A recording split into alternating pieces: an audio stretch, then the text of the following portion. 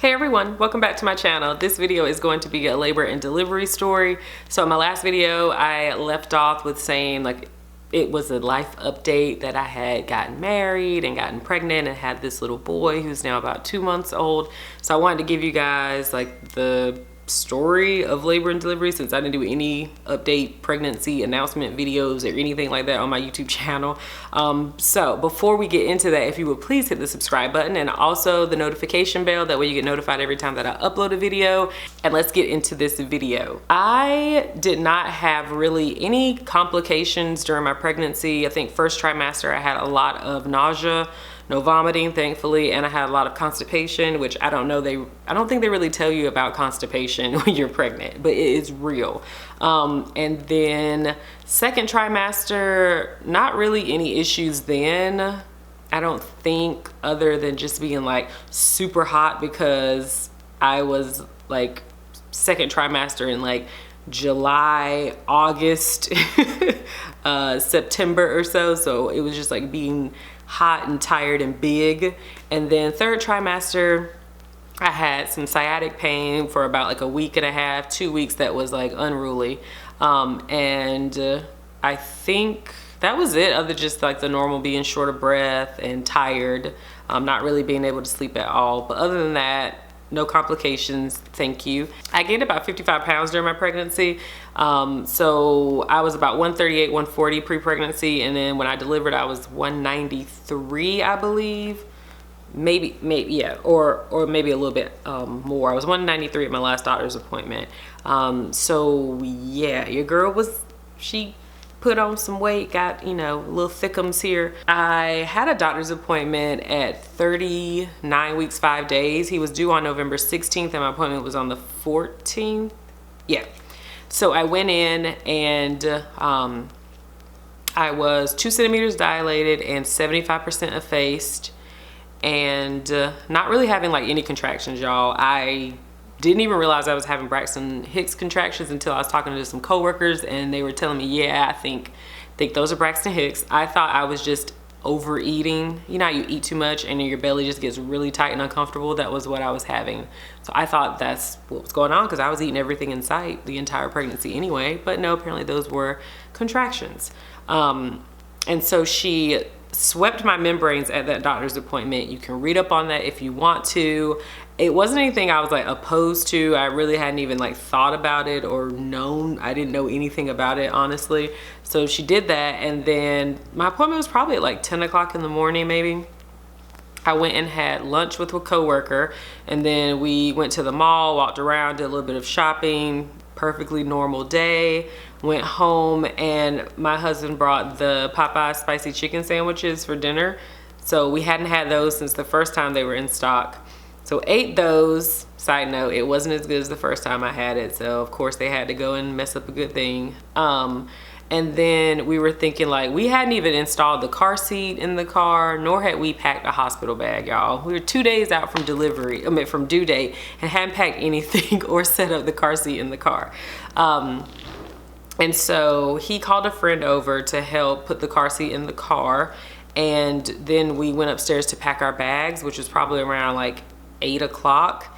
And then around like 8:45, I started having this like very intense abdominal pain. It went like this, like abdominal pain, cramping, bathroom. And then a little bit of relief of the abdominal pain. It would come back, bathroom. And so that happened like 4 times. So in my mind, I'm thinking this Popeye's chicken sandwich has messed me up. Either it was undercooked, someone didn't wash their hands. I don't know what's going on, but now I got a GI bug on top of being like 9.5 months pregnant. So finally stopped needing to go to the bathroom, but I was noticing like what I thought might have been my mucus plug. And so I was Googling, looking at pictures of that, and I'm like, yeah, I'm pretty sure that's a mucus plug. My water hadn't broke. So at that point, I'm like, I think this might be labor. We called my OB after hours. They called back and said, just like hang out a little bit more, you know, keep monitoring the contractions when they get to be about 5 minutes apart, for a minute long, for an hour, or if water breaks or so, then head to the hospital. We live extremely close to the hospital that I deliver at, thankfully. And then The OB probably called back like another like 30 minutes later or so, and it was probably about 11:30 at that point, and actually said, why don't you go ahead and head to the hospital, because since she didn't even realize she was having Braxton Hicks contractions, maybe her pain tolerance is higher than normal or so just head and get checked out. So we go to the hospital and probably thinking like they're just gonna check us, probably gonna be like a couple centimeters dilated and tell us to go home and like wait it out. But they hooked me up to the monitor, and I was having like pretty consistent contractions, about 5 or 6 minutes apart at this point, and they had been going on for a couple of hours, because it was after midnight when we got to the hospital. And I get into the triage room. My doc comes in and checks me. I'm at this point about 4 centimeters dilated, and so they decided that they were going to keep me at that point. And so we get checked into a room, and still having like these intense contractions, which are probably, I would say, like a 7.5, 8 out of 10 as far as the pain that I've experienced in life. They were bearable to the point that at least they were like letting up or so, but they were very intense.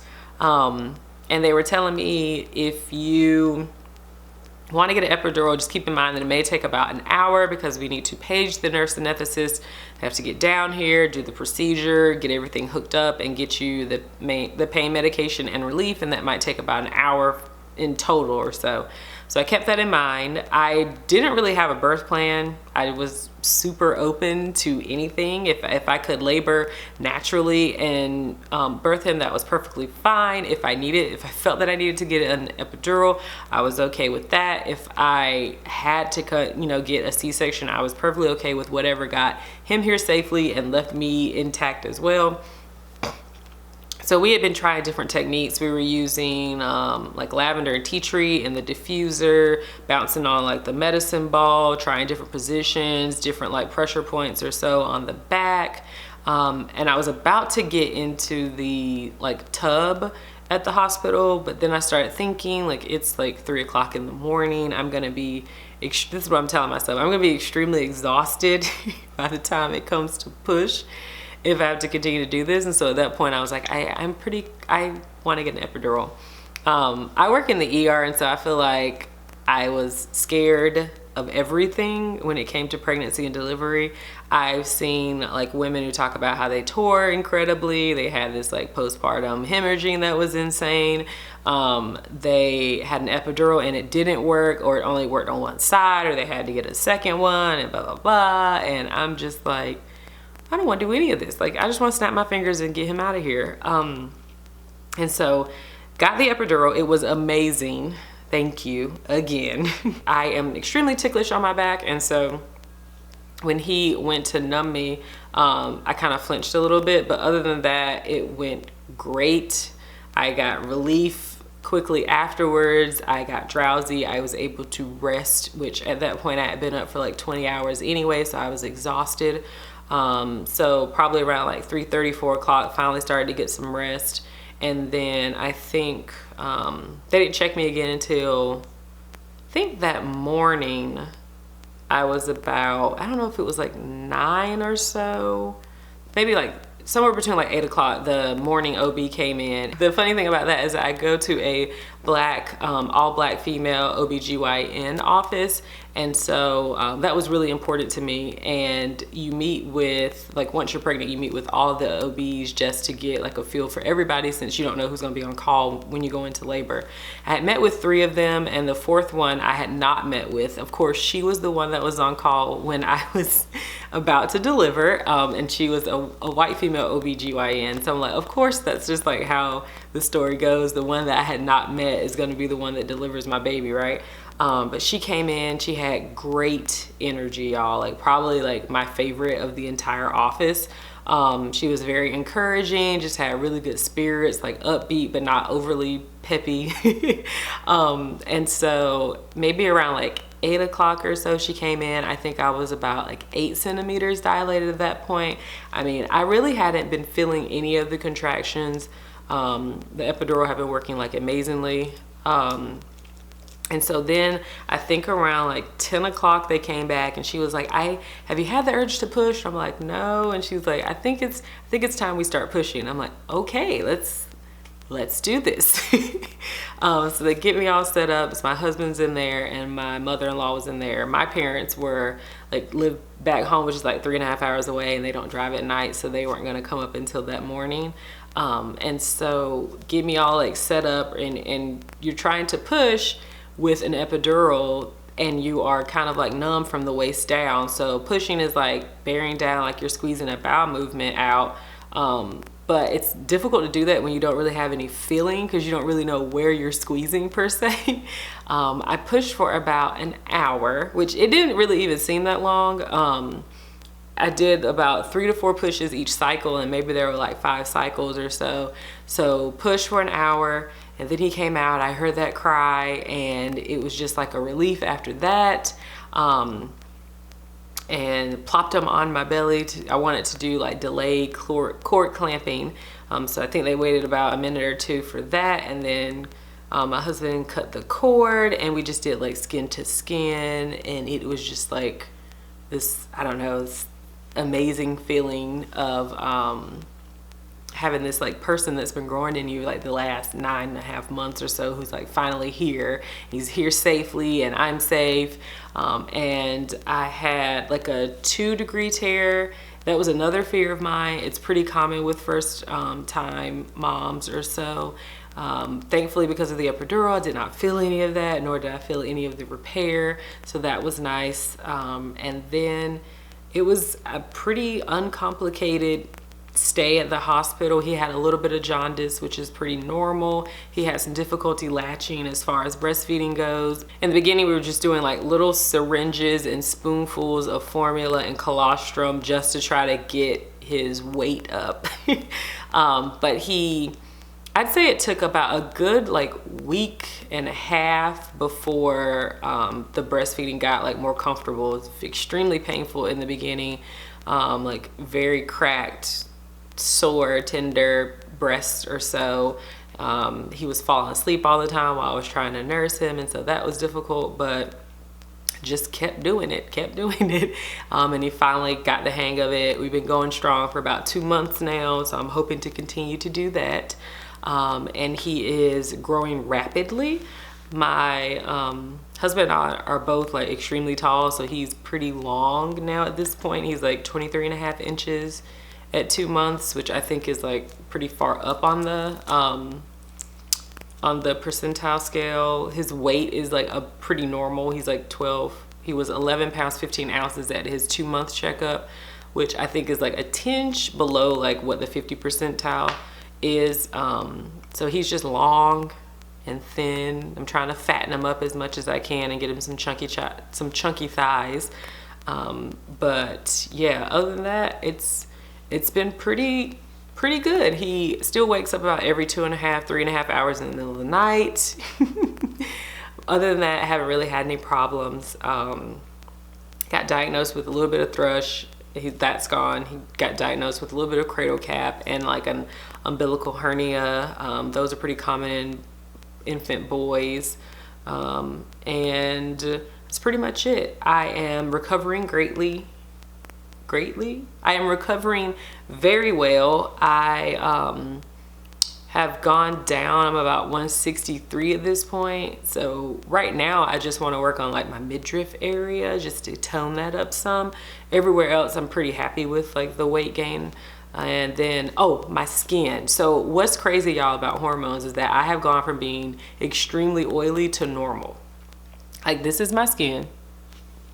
I put my makeup on probably, okay, I'm not gonna lie, I put it on right before I start this video, but I don't get oily anymore, you guys. And it's like kind of freaky because I don't know what that life is like.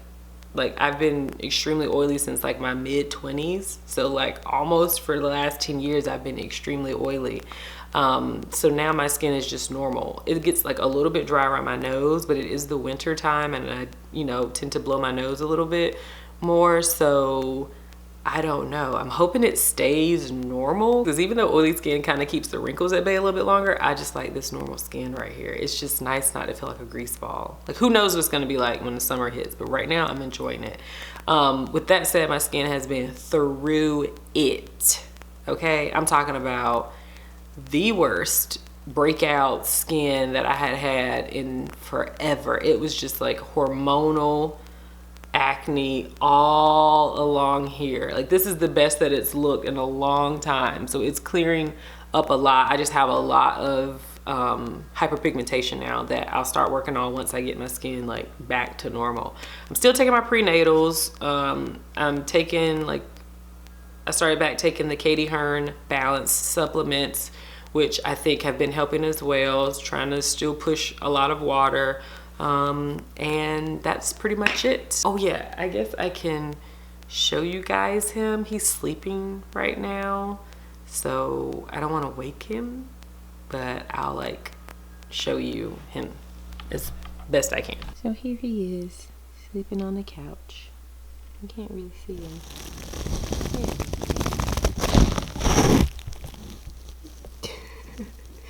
The little lip gets me every time.